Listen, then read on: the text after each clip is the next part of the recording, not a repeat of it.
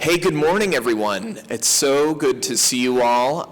We are on to our next panel, which is focused on workforce training and the climate economy.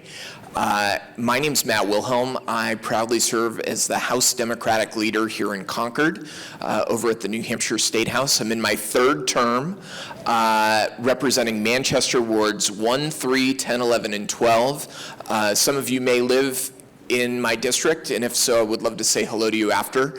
But I want to tell you how I actually first came to Manchester. I was an undergraduate student at Plymouth State College, which was changing to Plymouth State University while I was there, engaged in the Student Senate. Public service was a part of my life. I was involved in volunteerism on campus, in student government, but wasn't sure what I wanted to do with my life. I was studying communications and minoring in political science at the time. We had, similar to right now, right, presidential candidates were coming through campus and introducing themselves and asking for our votes.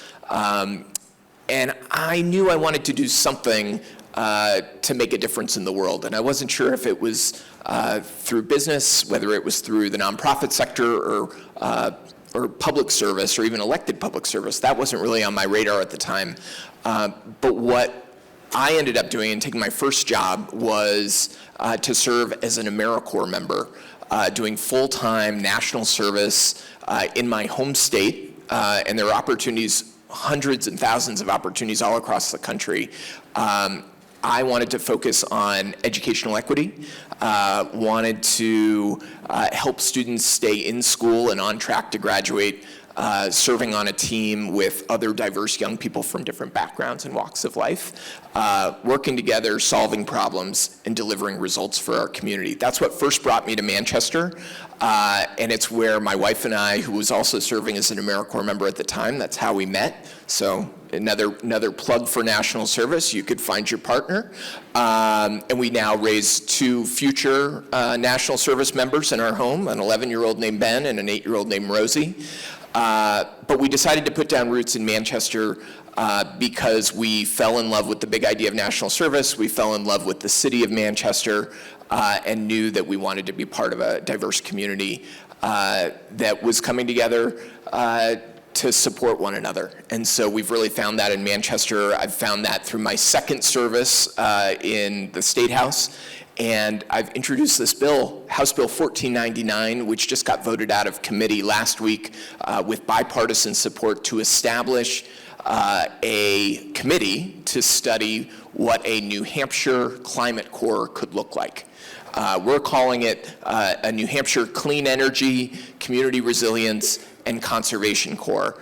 And there seems to be interest across party lines to figure out what a plan could look like. So I'm excited to have this conversation today. That's how I'm coming to this work. We've got a great team of panelists and students who are thinking about this stuff every single day. And I'm excited to get the conversation going. So to start things off, our neighbors to the northeast in Maine have started a climate corps, and they really are actually providing a lot of inspiration for us in New Hampshire as we look to what this could look like. And so really excited to have Kirsten Brewer, who is with the Maine Climate Corps. Let's give it up. Thank you, Matt. Good morning, everyone. My name is Kirsten Brewer. I'm the Climate Corps Coordinator with Volunteer Maine. Volunteer Maine is the state service commission over in Augusta. It's really nice to be in another little capital city today. So what is Climate Corps? There's a proposal here in New Hampshire to start one. Maybe you've heard of the Civilian Climate Corps or the American Climate Corps. In Maine, we talk about 3 goals for our Maine Climate Corps. That's the triple bottom line of service. Number 1, Climate Corps programs take climate action. They're not just about research or they're not internships. They make a difference today, now. So that might look like weatherizing homes. It could look like educating children about climate science, maybe planting trees to sequester carbon. It's taking some tangible actions. The second benefit of a Climate Corps program is to the person who serves. Usually young people, but not always. It's open to all ages. But that person is developed in some way. So they might earn a credential, they might get on the job experience, improve their soft and hard skills, so they're prepared for whatever is next, which we hope is a career in the climate economy. The third benefit I think is often forgotten, but I think it's the secret sauce to Climate Corps and what sets us apart from other workforce development programs. And that is the goal to increase community resilience through volunteerism and civic engagement. Because research shows communities that have high rates of volunteerism and civic engagement bounce back faster from natural and economic disasters. Sadly, I think we've seen that play out in northern New England the last 6-7 months with all the flooding recently and the flooding last summer in Vermont. But when people know each other because they've been volunteering together, they can get into action more quickly. They can implement that plan and they know who to call just to get things done. So that's a goal we have with Climate Corps programs. It's not about me in Augusta telling the community what to do. It's about the community coming together to implement that solution. So we have active Climate Corps programs in Maine. Love to talk to people about coming to join us in Maine, but also about other opportunities around the country. And I look forward to hearing from you all, your questions and your interest in what you would like to do if you were to be part of a Climate Corps program. So thank you. Awesome. Thanks so much, Kirsten. Excited to hear more about the Climate Corps in Maine. But those of you in New Hampshire, we want to keep you here, which is why we're trying to set up a Climate Corps program here in New Hampshire. So next up is one of the employers that I know is always hiring, that is looking for young people that are motivated, that have some background or experience in clean energy, or just an interest and a passion for it, and excited to hear from my new friend, Lindsay Burgoyne with Revision Energy. I'm not going to try to adjust this microphone. I'm going to be aware of my height. Great to see you all. My name is Lindsay Burgoyne. I serve as the Director of Policy and Government Affairs for Revision Energy. I'm going to talk a little bit about who we are, but in the spirit of this being an event for students, I want to talk a little bit about how I got to be in this role today. I cover legislative and regulatory work in Maine, in New Hampshire, and also in Massachusetts for Revision. I have about a decade of experience in environmental policy. I actually got my start working right here in New Hampshire in the White Mountains for a group called the Appalachian Mountain Club, for the Huts, if any of you have been to those high mountain facilities. And I was fortunate to turn that gig into working on conservation and recreation policy. And after a few jobs and a graduate degree, I actually landed a role at a nonprofit called Protect Our Winters, where I worked for 7 years leading federal and state advocacy and policy campaigns on climate action around the country. And in that role, I had the privilege of taking athletes and scientists like Tori and Liz, who you met earlier, to DC. And now I file wonky comments on obscure regulatory dockets from my home office and wondering what I'm doing with my life.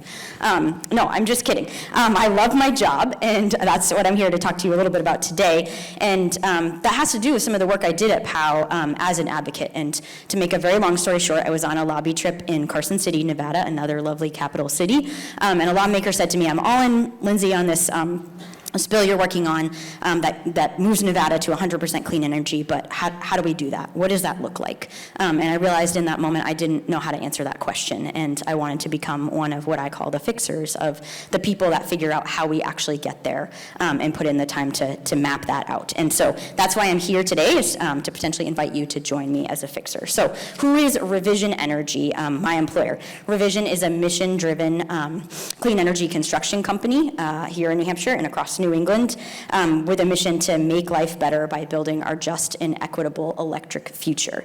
I'm really proud of working for a company that has that mission. We carry out that mission by working on installing solar, heat pumps, EVs, batteries, kind of whole home electric systems. We're a certified B Corp and 100% employee-owned company. And we believe that electricians will save the world. We heard a little bit about this from Judy Chang this morning, but to achieve our mission at Revision, we have to train the next generation of electricians. Current estimates say the U.S. will only have about 40% of the electricians we need to achieve our 2030 climate goals. Turns out 40% isn't enough, so we have work to do. And so to that end, Revision Energy actually kind of in early 2019, 2020, launched an electrical apprenticeship program, and this is the first in the nation program at our company to basically provide academic training for renewable energy professionals to earn electrical license. And this is something that we offer on the job. So you show up at Revision on day one, you get a paycheck. We're not asking you to go train nights and weekends or pay tuition.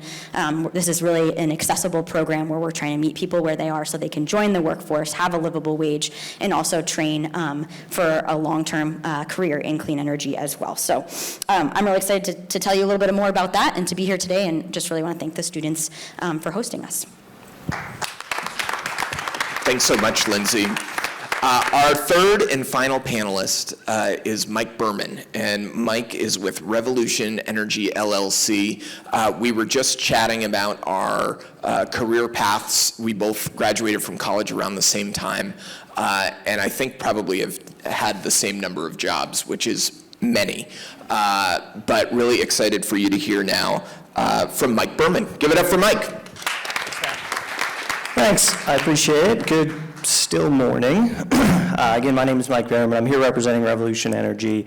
I'm a founder of Revolution Energy. Back in 2008, we started the company to develop renewables within New Hampshire and throughout New England.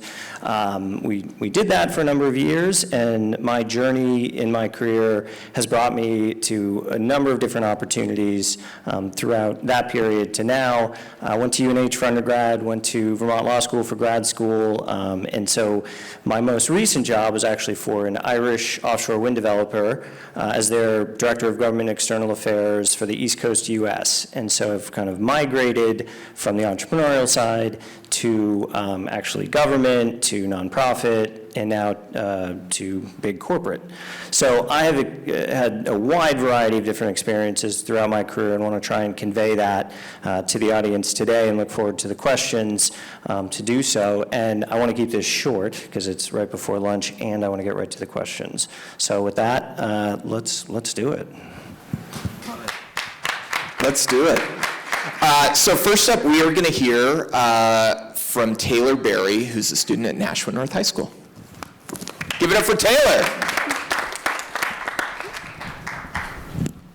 This is a question for Ms. Brewer about jobs in clean energy. Thank you so much for taking the time to be here today. My name is Taylor Berry, and I'm a senior at Nashua High School North. I'm also a member of the 350 New Hampshire youth team. This past summer with 350 New Hampshire, I went canvassing in order to raise awareness about the Bow coal plant. As the last remaining coal plant in New England, it produces more carbon dioxide in 1 hour than the average person does in 26 years. It's also responsible for less than 1% of New Hampshire's energy production. While canvassing, my colleagues and I were collecting signatures on a petition that advocated that the Bow coal plant be shut down and that its land be used in a more sustainable way, one alternative being a solar farm. I was approached by a woman who shared that she would sign her petition, but it didn't feel right because her grandfather had previously worked for the plant.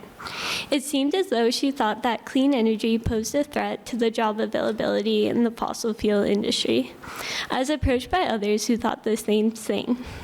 As a coordinator of Maine's Climate Corps, how do you plan to ease the transition from fossil fuels to clean energy in order to maintain jobs in the field? Also, how do you plan to gather public support for clean energy in Maine's Climate Action Plan? Thank you. Thank you, Taylor, for your question and your service and leadership. It's great to see that you're so civically engaged. Excellent question about the role of the Maine Climate Corps in the bigger conversation around clean energy and policy. First off, Maine Climate Corps programs will not be opportunities for folks to collect signatures on petitions. There are a lot of other great opportunities with advocacy organizations where folks can get that experience. The Climate Corps solutions are more focused on implementing things like helping with weatherizing homes, doing energy audits, and direct action of that nature. But Climate Corps does fit into the bigger climate action plan. So in 2020, our state adopted Maine Won't Wait, our first climate action plan, and Climate Corps was a recommendation in that plan as a workforce development strategy, so we have more folks ready to take action and help with the clean energy transition, but also a way to engage all of Maine's people. And though our programs don't do direct advocacy, I think of it as the small a advocacy.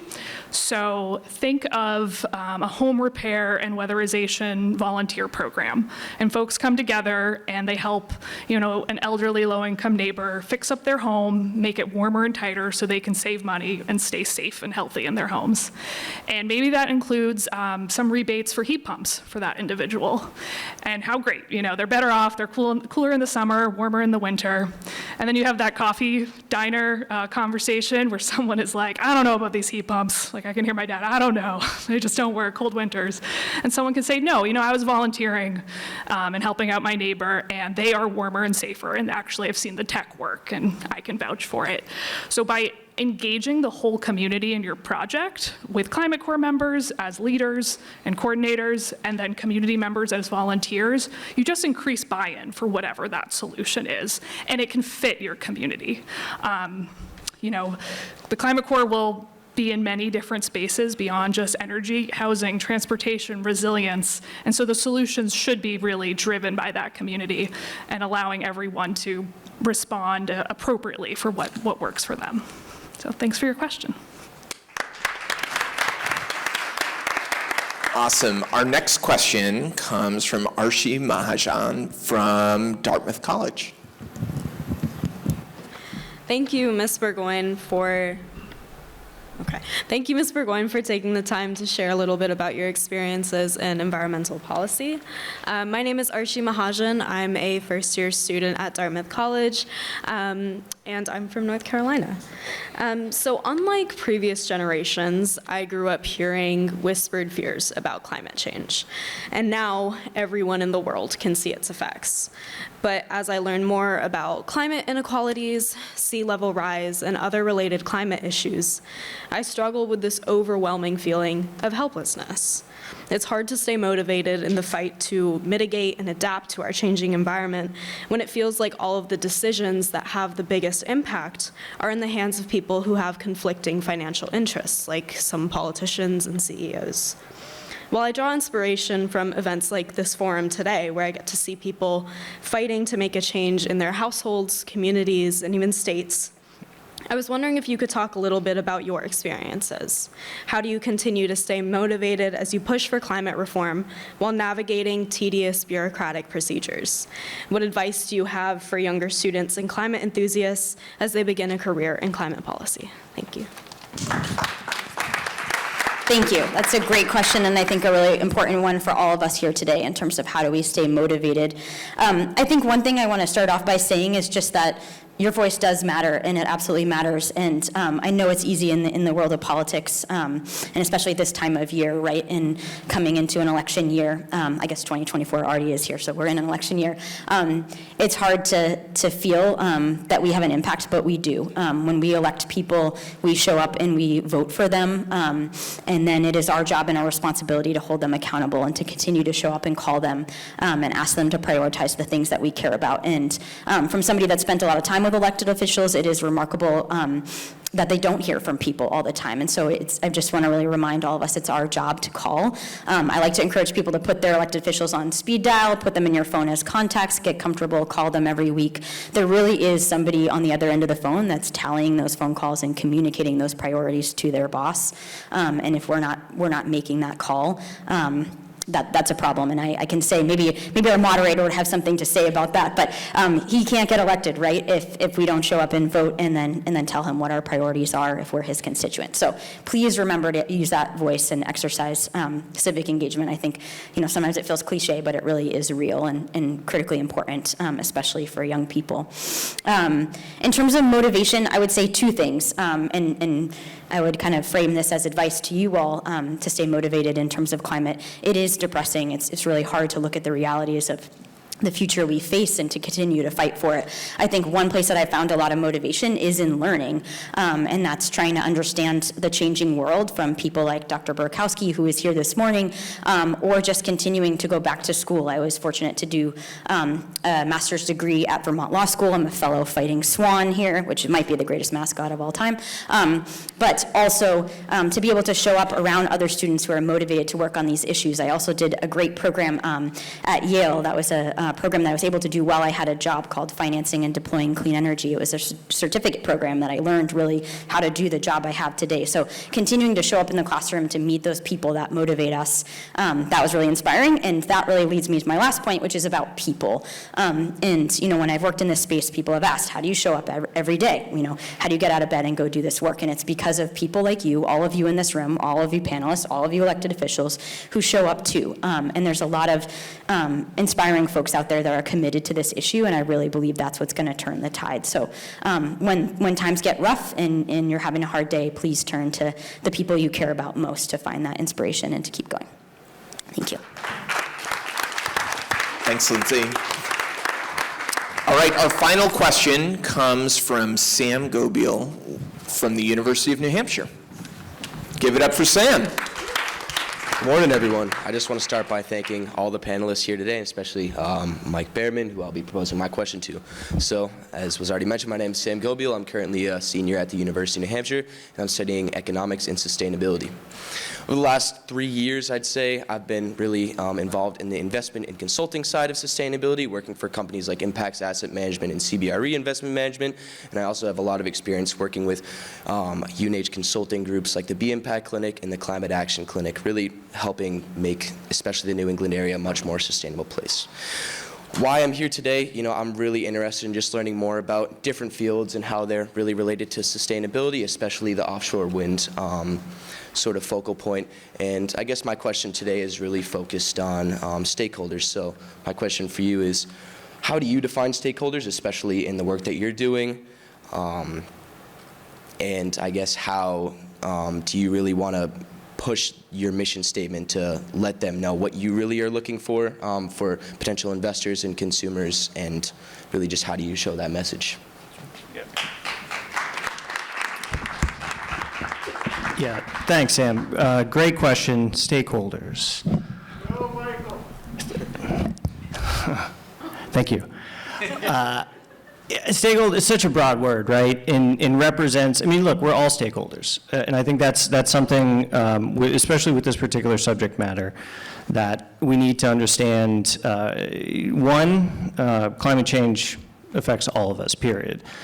Two, when it comes to particular resources, right? So in my career, I've dealt a lot with energy generation, where we get our energy from and what resources we use to do that. Energy is the lifeblood of our economy. Without it, in this day and age, we just do not function. And so because we're all using it, we're all stakeholders. We all have a voice in that, and we all need to vocalize that. For particular resources, my career, I've focused on solar, geothermal, offshore wind, energy efficiency. I've been all over the place, and I'll tell every college student, that's okay. You're going to change your focus at different periods, and you're going to have different opportunities. So where I've focused most recently has been offshore wind for a lot of what Judy Chang was mentioning earlier this morning, that there's a scale. For me, the larger scale of accomplishing development of offshore wind is where I naturally evolved to.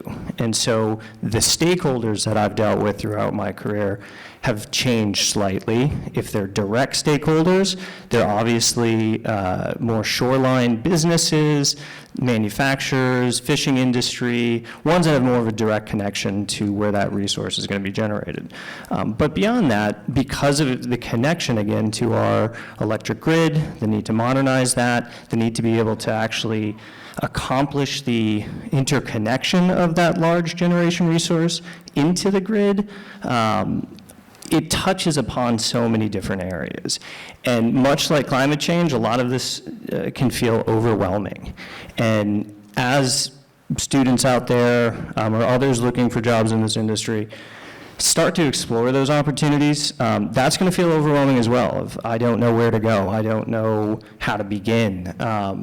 The critical focus is just to begin. Take a step, right? Again, channeling Judy earlier, you just got to start. You got to start moving. And so from the stakeholder standpoint, back to your question, you have to empathize with whoever you're talking to. You have to understand where they're coming from. And even in this political period right now, we have to talk. We have to, it's the only way we're going to figure out how we can accomplish such monumental change that we need to. And so think of yourself as a stakeholder, even in those conversations where you're talking to a fellow stakeholder. And that's kind of where the mindset needs to begin. And then you figure out that pathway forward, which will be very windy, but necessary in order to accomplish our goals. So. Awesome. Thanks so much, Mike. Thank you to our incredible students. Let's give it up to them, for them. Thank them for their great curiosity, their interest, and for asking really good questions. To our panelists, thank you for being here. Look, there's so many opportunities that are in front of us, and especially the young people in the room. Just know that whether you're interested in advocacy, you're interested in service, whether you're interested in a career, or just interested in figuring out how you can play a role in reaching out to your elected officials and making sure that they know what the issues are that are really important to you. There is something for everybody to do. I hope everyone has a plan to vote in November, and I hope that you've learned something new, that you're maybe pulling out your phone and Googling an opportunity that you heard about today. Like Mike said, don't be afraid of starting, because you got to start somewhere and sort of exploring all the different opportunities that are out there. But let me tell you, just knowing the size and scope of the challenges we face around climate and clean energy and conservation, we are going to need as much person power as possible, and folks who are thinking about this and prioritizing this as an issue in their own personal lives, as well as for a career. So there are affordable degrees, credentials, paid opportunities like through Revision Energy, service opportunities like the Climate Corps. Seek out those opportunities, find them, figure out what resonates with you. They're in New Hampshire, they're in Maine, and they're also on the other coast. Like there are lots of different ways to get involved. I hope you do it, and stay plugged in with LCV, that's providing great opportunities for people to engage through activism and advocacy. Have a great rest of your day, and look forward to seeing you around the State House. Take care. Thanks.